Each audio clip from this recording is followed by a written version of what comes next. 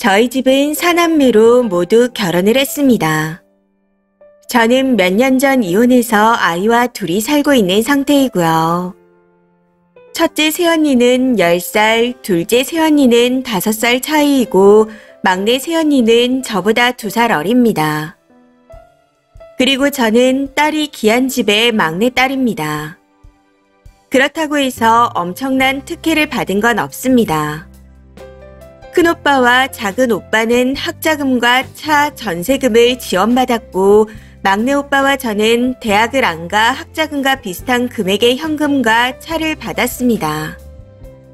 그리고 막내 오빠는 다른 오빠들처럼 전세금을 지원받았고 저는 결혼할 때 학자금 비용을 보태 아파트를 분양받아 주셨습니다. 금액적으로 보면 제가 조금 더 많이 받긴 했지만 저도 사회생활을 하면서 월급의 반을 부모님께 드려 비슷한 상황입니다. 남편과는 3년 정도 짧은 결혼 생활을 했고 이혼 후 아파트를 처분할 때 이득을 많이 본 케이스입니다. 이혼 후 부모님 집에 거주하면서 아파트를 판 돈과 부모님 돈을 보태 상가를 매매했고 상가 월세의 대부분은 부모님이 받으셨지만 일을 안 해도 어느 정도 생활은 가능한 상태였습니다. 그렇게 건물 임대료를 받으며 생활하다 아이가 어린이집에 나갈 무렵부터 저희 상가 건물에 프랜차이즈 커피숍을 오픈했고요. 현재는 그 수익으로 생활을 하고 있고 상가 구매 당시 들어간 제 지분의 일부를 부모님께 받아 후분양 아파트를 매매해서 살고 있습니다. 일일이 따지자면 끝도 없지만 지금 분양받은 아파트가 현재 상가에 있는 제 지분보다 적다는 걸 미리 말씀드립니다. 아무튼 지금 문제가 되는 건 막내 오빠인데 막내 오빠가 저보다 늦게 결혼해서 조카들이 저희 아이보다 어립니다. 저희 딸은 이제 6살이고 막내 오빠 아들들은 5살, 2살이에요. 큰 조카가 저희 아이와 같은 유치원에 다니는데 오빠가 출근할 때 등원시키면 하원은 제가 저희 아이와 같이 픽업하고 친정에서 저녁까지 먹이고 나면 새언니가 데리러 왔습니다. 제가 바쁠 땐 부모님이 도와주시기도 했었고요. 이 부분에 대해 불편한 부분이나 불만은 전혀 없었습니다. 첫째, 둘째 새언니가 저희 아이 어릴 때 도와준 게 있어 서로 돕는 게 당연하다 생각했고 아이 한 명 더 픽업하는 게 큰 문제는 아니었으니까요.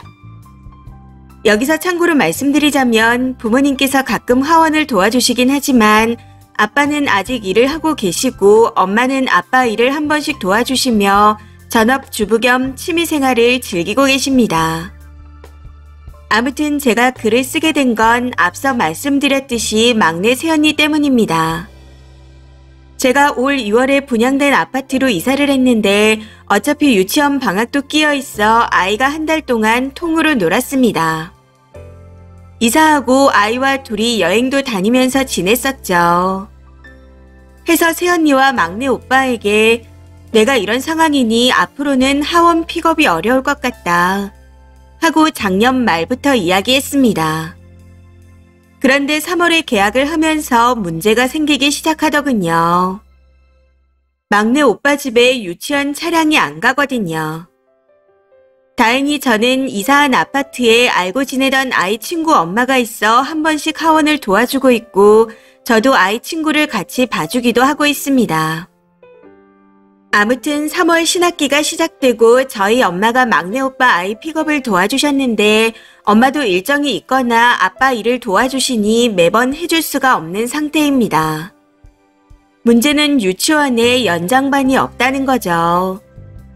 늦어도 4시 30분 전에는 전부 하원을 해야 하는 구조라 저희 엄마가 못 갈 땐 새언니가 택시를 타고 하원을 시킨다 들었습니다. 그런데 친정에 다 같이 모였을 때 새언니가 저한테 아가씨만 믿고 거기로 보냈는데 아가씨가 책임져야 하는 거 아닌가요? 이런 느낌으로 이야기를 하더라고요. 당시에는 그냥 웃으면서 제가 뭐 어떻게 할 수 있겠어요. 둘째도 내년에 어린이집에 가야 하니까 힘들면 가까운 곳으로 미리 알아보세요. 하고 말했습니다.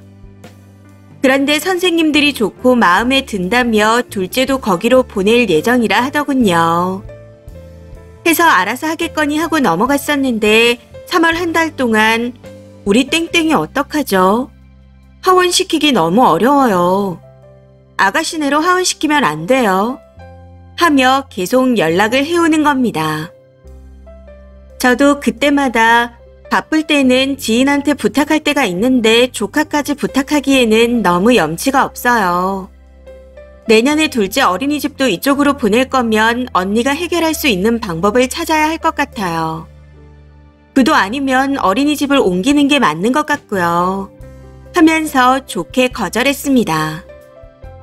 그런데도 똑같은 말을 계속하기에 이걸 무한반복하다 결국 저도 지치기 시작해서 날카롭게 반응해버렸습니다.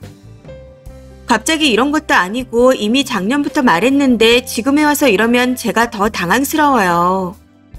그리고 우리 엄마도 일정 있는 거 알고 있지 않았어요. 언니가 면허를 따던지 유치원을 옮기던지 하세요. 정 안 되면 이사를 하시던가요. 이런 식으로 또 무한 반복을 했었죠. 그랬더니 부모님이 오빠들보다 아가씨한테 더 많이 챙겨줬는데 오빠한테 미안하지도 않아요. 이 정도는 오빠를 도와야 하는 거 아니에요.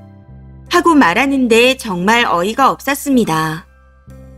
오빠들이 얼마를 지원받았는진 정확하게 알지 못하지만 거의 비슷하게 해주셨습니다. 거기다 막내 오빠가 마지막 결혼이었는데 전에 지원해준 돈을 다 날려먹은 상태였다고 들었습니다. 해서 결혼할 때 부모님이 네 몫의 유산이다 하면서 지원을 더 해주신 걸로 알고 있어요. 부모님 두 분 다 정정하셔서 유산에 대해서 생각을 해본 적이 없었기에 막내 오빠가 결혼할 때 유산을 미리 주셨다는 말을 듣고 놀라서 기억하고 있습니다. 그런데 그마저도 오빠가 차 욕심이 있어 외제차를 2대나 샀더라고요. 출퇴근용으로 세단이 있어야 하고 SUV는 아이를 키우려면 있어야 한다면서요. 그래서 막내 오빠네는 현재 전세로 살고 있습니다. 아무튼 새언니 말에 너무 황당해서 지원이 어느 한쪽으로 치우친다 해도 불만을 말하려면 오빠가 해야죠.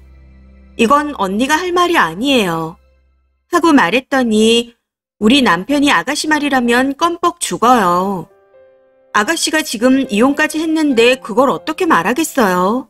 라고 하는데 어이가 없어 웃음만 나왔습니다. 막내 오빠가 저한테 껌뻑 죽는다는 걸 그때 처음 알았거든요. 당시 새언니의 언행에 조금 화가 났었지만 그래도 분란을 만들기 싫어서 조용히 지나갔습니다. 그런데 4월 할머니 생신 때 또 일이 터졌네요. 할머니가 연세가 있으셔서 부모님 댁으로 오시려고 준비 중이라는 말씀을 부모님께서 하셨습니다. 한여름이 되기 전에 할머니 집을 정리하고 부모님 집에 계시다가 괜찮은 주택으로 들어가 같이 사실 거라고요. 아빠 사업을 정리하고 시골집을 팔면 상가 월세도 있으니 자식 도움 없이 지낼 수 있을 것 같다 하시면서요. 그러면서 막내 오빠에게도 할머니를 집으로 모시게 되면 아이들 봐주는 게 어려울 것 같으니 그동안 방법을 생각해보라 하셨습니다. 이후 저한테도 지금 부모님께서 살고 있는 아파트를 제 명의로 돌린다 말씀하시며 상가에 있는 네 지분을 돌려주는 거다. 그럼 너도 상가에 지분이 없으니 월세를 내야 한다. 하고 담담하게 말씀하셨습니다. 그런데 그 말을 듣고 막내 새언니가 갑자기 아이처럼 펑펑 울면서 말하는 겁니다. 아가씨만 너무 편애하는 것 같아요. 지금 유일하게 집 없는 게 우리 남편인데 아무리 아픈 손가락이지만 너무한 거 아니에요? 하면서요. 그러면서 3월에 저와 했던 이야기를 본인 위주로 해석해서 줄줄이 말하더군요. 아가씨가 우리 애 픽업 안 해줘서 제가 핏덩이를 안고 택시 타고 하원시켜요. 남자애 둘이 키우는 게 얼마나 힘든지 알아요. 아무리 딸이 귀한 집이라지만 이 정도일 줄은 몰랐네요. 셋째로 딸 나오면 아가씨 딸만큼 키워줄 거예요.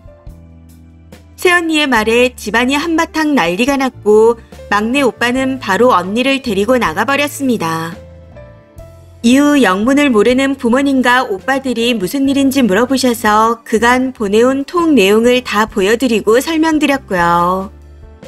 여기서 한 가지 더 말씀드리자면 유치원을 제가 알려준 건 맞습니다. 동네에서 제일 크고 이 지역에서도 손안에 뽑히는 유치원이거든요. 해서 차량 지원이 안 돼도 직접 등하원 시키는 부모들이 많고 저 또한 알려줄 때 이 부분에 대해 다 설명했습니다.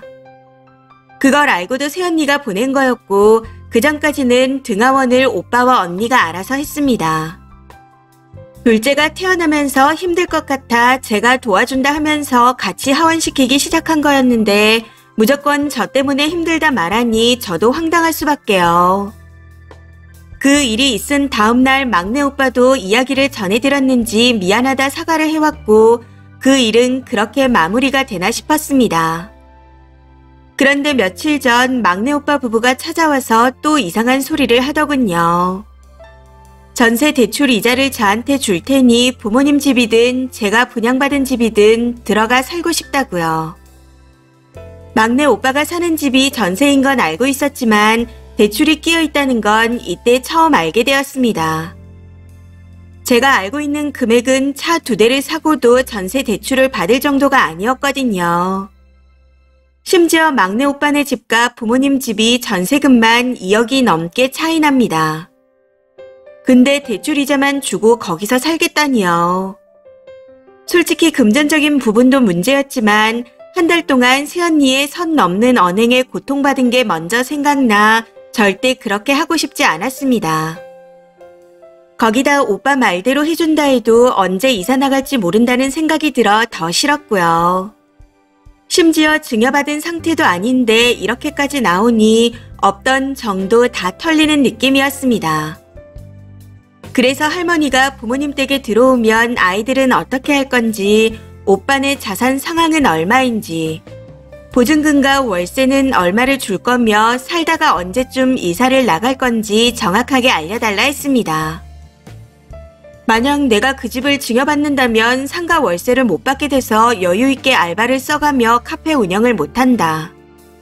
나도 상황이 돼야 이렇게든 저렇게든 해줄 수 있는 거 아니냐. 딱 이렇게 말한 후 돌려보냈었죠. 이후 막내 오빠는 연락이 없는 상황이고 새언니에게 문자 한 통을 받았습니다. 아가씨랑 잘 맞는 줄 알았던 제가 바보였던 것 같네요. 그동안의 호의를 칼로 돌려보낼 줄은 몰랐네요. 딸 귀한 집에 막내딸이라 들어서 결혼을 망설였는데 혹시나가 역시나네요. 오빠 인생 앞길 막은 거 축하해요. 라는 내용으로요. 순간 너무 빡쳐서 이거 그대로 복사해서 새언니 시부모님께 보내기 전에 조용히 계세요.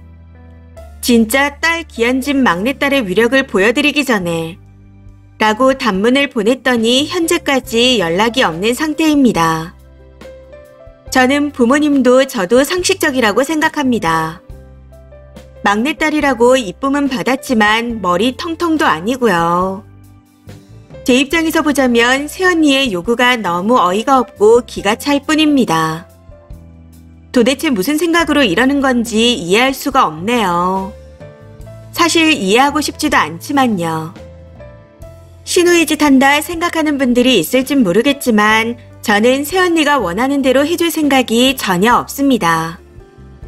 만약 앞으로 또 슬쩍 발을 넣으려고 한다면 마음을 단단히 먹고 가족들에게 새언니의 문자를 보여드린 후 해결할 생각입니다.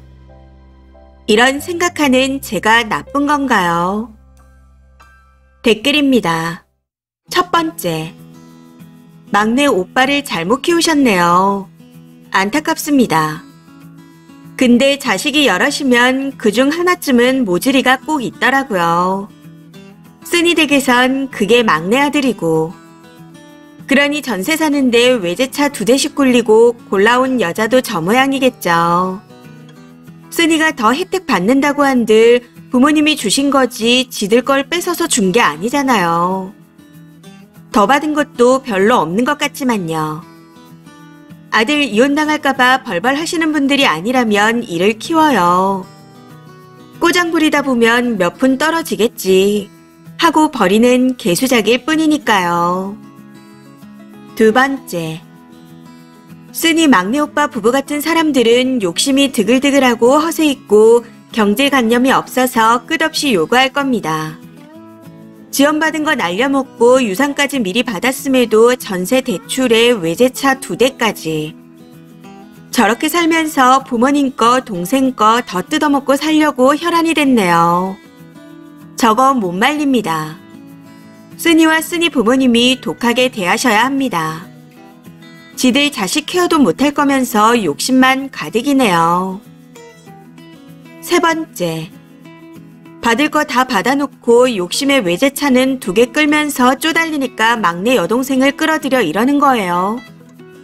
진짜 동생 보기 민망하지도 않나? 부끄러움을 모르는 건 지능의 문제라고 했습니다. 그러니 계속 상대하지 마시고 그렇게 쪼달리면 새언니 친정에서 지원받으라고 끝내세요. 시가에서 받을 건 이미 다 받은 것 같으니. 네 번째, 차가 2대면 지가 면허 따서 하나 끌고 다니면 되는 거 아닌가요? 본인이 귀찮으니까 안 하는 거죠. 훗날 어른들이 가시고 나면 유산 문제로도 시끄럽겠습니다. 본인이 유산 미리 받은 건 잊어버리고 더 받아야 한다고 난리칠 게 뻔히 보이는 것 같네요. 이번 사연은 여기까지입니다. 시청해주셔서 감사합니다.